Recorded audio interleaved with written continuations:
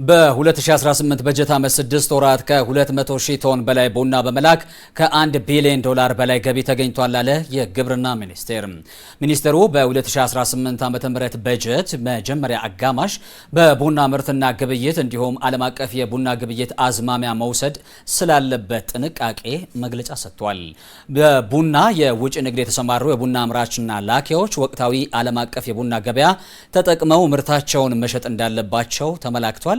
ሄኖክ ለሜ ተጨማሪ መረጃዎችን ሊያጋራን እዚህ ስቱዲዮ ተገኝቷል። ከሱ ጋር አጠር ያለ ቆይታ አደርጋለሁ። አሁንም አብራችሁን ቆዩ። ሄኖክ እንደምን ዋልክ? እንዴት ውላል? በረከት ይመስገን። በመግለጫው ላይ እንግዲህ ሰሞኑን ከቡና ጋር በተያያዘ ሚኒስትሩም ባለድርሻ አካላትን ሰብስበው አጠር ያለ ገለጻም ጭምር አድርገው እንደነበር ይታወሳልና ዛሬ ደግሞ መግለጫም ጭምር ተሰጥቷልና በዚህ መግለጫ ላይ ምን የተለየ ጉዳይ ተነሳ?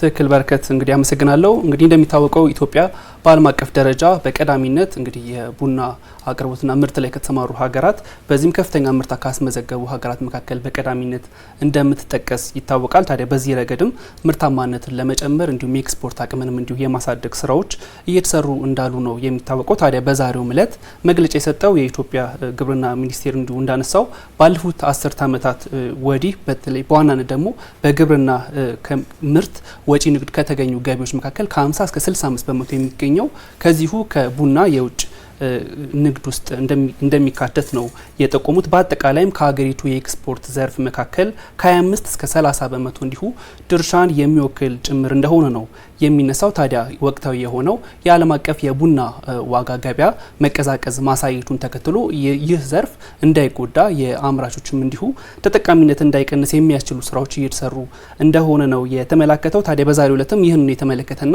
ሊወሰዱ የሚገቡ እርምጃዎችን በተመለከተ የግብርና ሚኒስቴር የኮሙኒኬሽን ዋና ዳይሬክተር ይመር ዳውድ እንግዲህ ሰፋ ያለ መግለጫ ሰጥተዋል። እሳቸው እንዳነሱትም በአጠቃላይ በዚህ በበጀት ዓመቱ 600 ሺህ ቶን ቡና በመላክ 3 ቢሊዮን ዶላር ገቢ ለማግኘት ታቅዶ እየተሰራ መሆኑን አውስተዋል። ለማሳያ ያህልም ባለፉት 6 ወራት እንዲሁ ከ200 ሺህ ቶን በላይ ቡና በመላክ ከ1.35 ቢሊዮን ዶላር ገቢ ማግኘት እንደተቻለ ነው ያነሱት። ያም ሆኖ ግን በተለይ ወቅታዊ የዓለም የቡና ዋጋ ቅናሽ ማሳየቱ እንደ ፈተና እንደሆነ ነው ያነሱት። በዚህም በተለይ በዘርፉ የተሰማሩ አካላት የምርት ክምችትን እየተለማመዱ መምጣታቸው ከዛም ባሻገር ደግሞ የዶላር ምንዛሪ ጭማሪ ሊያሳይ ይችላል የሚል የተሳሳተ ግንዛቤ እያደገ መምጣቱን በማውሳት ይህም ሊታረም የሚገባ ስለመሆኑ ነው ያሳሰቡት። ይህን በተመለከተ ደግሞ ያነሱትን ሀሳብ ተከታትለን እንመለስ።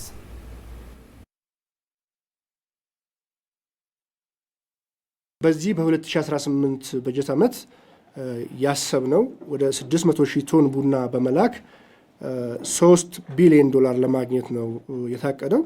በመጀመሪያዎቹ 6 ወራት እስካሁን ማለት ነው ባለው አፈጻጸም ወደ 200 ሺህ ቶን ቡና ተልኮ 1.35 ቢሊዮን ዶላር ገቢ የተገኘ ሲሆን ይሄ በገቢ ረገድ ስንመለከተው ከእቅዱ በላይ አፈጻጸም የታየበት ነው።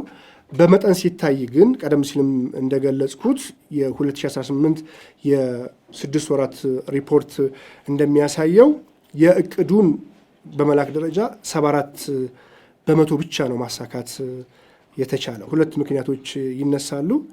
አንደኛው የምርት ክምችት ነው፣ ሆርዲንግ የሚባለው ማለት ነው። ሌላኛው በተሳሳተ ግንዛቤ ዶላር ምንዛሬ ይጨምራል የሚል የማይሆን ግምት በመጠን ደረጃ ያለንን አፈጻጸም ከአቀድነው ዝቅ እንዲል አድርጓል ማለት ነው።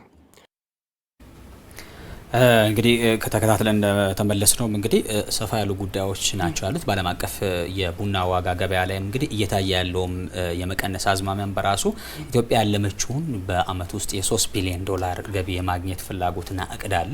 ያን ከማሳካት አንጻር በገበያ ውስጥ ባለው ዋጋም ቢሆን ተሳትፎ የሚጠበቀውን ነገርና ከዛም በላይ ማሳካት ይፈልጋልና ግን በቀጣይ መግለጫ ከመስጠት ባለድርሻ አካላትን ከማነጋገርና የድርሻቸውን ኃላፊነት እንዲወስዱ ከማድረግ በዘለለ ምንድነው የታሰበው እንደ ሚኒስቴር መስሪያ ቤት? ልክ ብላል በረከት። ቀደም ሲል ስናነሳው እንደነበርም በተለይ በተያዘው ዓመት ደግሞ ብራዚልና ቪየትናምን የመሳሰሉ ሀገራት በስፋት የቡና ምርት አቅርቦት ይዘው ወደ ዓለም ገበያ መቀላቀላቸው ለዚህ የዓለም አቀፍ የቡና ዋጋ ቅናሽ ማሳየት እንደ መንስኤነት ነው የሚጠቀሰው። ታዲያ በዚህ ረገድ በሀገሪቱ የተሰማሩ አካላትም የሀገሪቱም የውጭ ምንዛሪ ተጠቃሚነት እንዲሁ አደጋ ላይ እንዳይወድቅ በዋናነት የግንዛቤ ማስጨበጥ ስራዎች በተለይ አርሶ አደሩ ጋር በዘርፉ የተሰማሩ አካላትም እንዲሁ የዋጋ ጭማሪ ሊያሳይ ይችላል በሚል መሸሸጉ ለበለጠ ኪሳራ የሚዳረጋቸው መሆኑን የማስገንዘብ ስራዎች እንደሚቀጥሉ አውስተዋል። ታዲያ ከዚሁ ጎን ለጎን ግን ያው የሀገርም ተጠቃሚነት የማረጋገጥ ጉዳይ መመሪያን የማክበር ጉዳይ እንደመሆኑ ይህንን በማይከተሉ አካላት ላይ አስፈላጊውን እርምጃ ለመውሰድ ህግ የማስከበር ስራዎች እንደሚቀጥሉ ይህንንም እንዲሁ የሚቆጣጠር እንግዲህ ግብረ ኃይል ተቋቁሞ ወደ ስራ እንደሚገባ በዛሬው መግለጫ ጠቁሟል ማለት ነው። እዚሁም ጉዳይ ላይ ያነሱትን ሀሳብ ተከታትለን እንመለስ። የትንበያ መረጃዎች በቡናው ዘርፍ ላይ ያሉ የትንበያ መረጃዎች እንደሚያመለክቱት በሚቀጥሉት 3 ወራት ውስጥ የዓለም የቡና ዋጋ ወደ $2.77 በፓውንድ ማለት ነው ሊወርድ እና ለተወሰነ ጊዜም ይሄ ዋጋ ተረጋግቶ ሊቆይ እንደሚችል ትንበያዎች ያመለክታሉ። ይሄ የዋጋ ቅናሹ ምናልባትም ደግሞ እስከ $2.58 ድረስም ዝቅ ሊል እንደሚችል ደግሞ የዓለም ባንክ መረጃ ያሳያል። እንዳይሸሸግ ግንዛቤ መፍጠር ያስፈልጋል። በተለይ አርሶ አደሮች፣ አነስተኛ አርሶ አደሮች ያላቸው መረጃ አነስተኛ ነው። ስለዚህ ለተሳሳተ መረጃ የተጋለጡ ስለሚሆኑ ይህንን ግንዛቤ መፍጠር ያስፈልጋል። ምርት በሚሸሽጉ በሚከዝኑ አካላት ላይ ከፍተኛ የሆነ የህግ ማስከበር ስራ ይሰራል ማለት ነው። ይሄ ሳይሆን ሲቀር ማለት ነው።